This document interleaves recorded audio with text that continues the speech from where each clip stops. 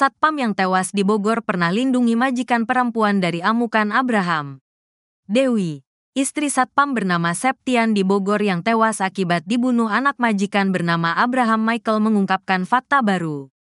Dewi mengetahui ada konflik antara terduga pelaku pembunuh suami dengan keluarganya khususnya dengan ibunya.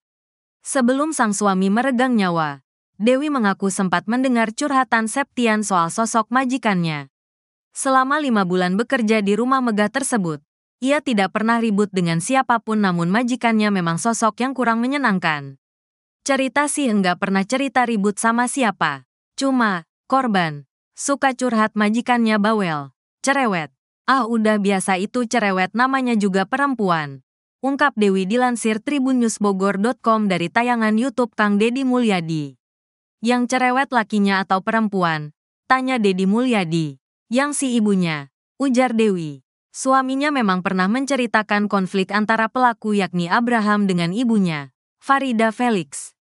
Kala itu Septian yang baru pulang kampung ke Pelabuhan Ratu harus buru-buru pulang karena majikannya bertengkar dengan anaknya. Korban waktu pulang ke rumah, cerita, itu si ibu berantem sama anaknya, sama si abang. Besok paginya kerja, kata Dewi. Oh majikannya berantem sama anaknya yang bontot? Anaknya yang bontot umur berapa? Tanya Kang Deddy. 37. Cerita itu aja.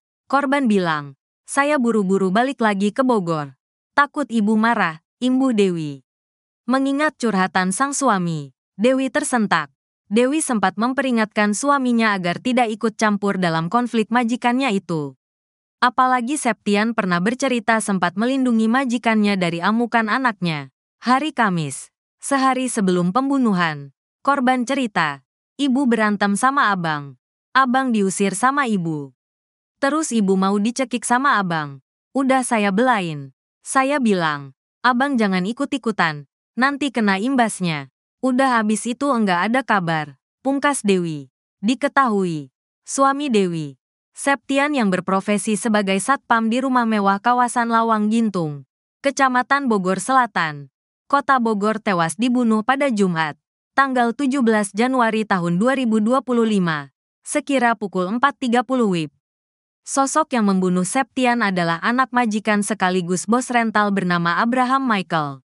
Lantaran kasus pembunuhan yang menimpa suaminya itu melibatkan sosok anak pengacara kenamaan, Dewi mengaku cemas.